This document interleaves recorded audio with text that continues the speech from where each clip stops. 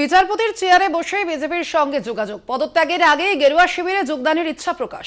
বিচারপতি পদে থাকাকালীন কি রাজনৈতিক দলের সঙ্গে যোগাযোগ রাখতে পারেন পদত্যাগী বিচারপতি গঙ্গোপাধ্যায়? এই প্রশ্ন তুলে সরব তৃণমূল কংগ্রেস। তৃণমূল দুর্বৃত্তের দল, আর দুর্বৃত্তের দুর্নীতির বিরুদ্ধে একমাত্র লড়াই করে বিজেপি। রাজনীতির ময়দানে পা রাখতে গিয়ে এই যুক্তিকেই সামনে রাখছেন পদত্যাগী বিচারপতি। বিজেপির সঙ্গে তাই যোগাযোগ থেমে থাকেনি তৃণমূলও।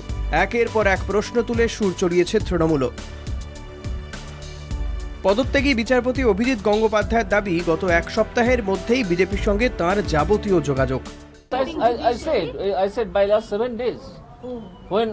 When I stopped in adjudication of anything, I was on leave, so that I need not do it.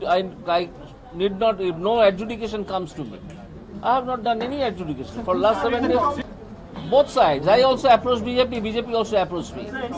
ভেতরে যদি এত বিষ থাকে কারুর কোনো দলের অবস্থান সম্পর্কে, কোনো রাজনৈতিক প্রতিষ্ঠিত তরুণ তুর্কি নেতা সম্পর্কে, তাহলে তিনি যতদিন বিচার করেছেন, তাহলে তার ভেতরের সেই বিষ এবং পক্ষপাতটা তো সেই বিচারে প্রতিফলিত হয়েছে।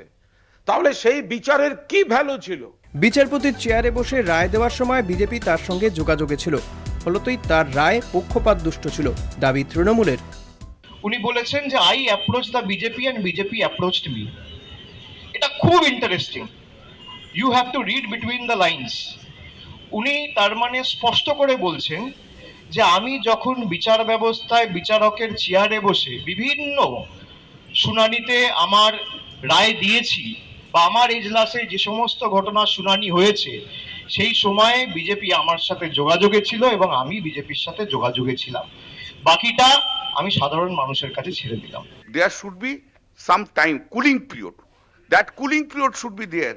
Must at least few years should be a cooling period. But these are the judges. They have been politically, they have achieved so many things. That is the reason they are in a hurry to go into the politics. বিচারপতির পদ থেকে অভিজিৎ গঙ্গোপাধ্যায়ের আচমকাই পদত্যাগ এবং রাজনীতির আঙিনায় প্রবেশ নিয়ে আলোচনা সমালোচনা অব্যাহত। বিজেপির সঙ্গে যোগাযোগ থাকাকালীন বিচারপতির রায় কতটা স্বচ্ছ ছিল, এই প্রশ্নই তুলছে তৃণমূল। কলকাতা টিভি।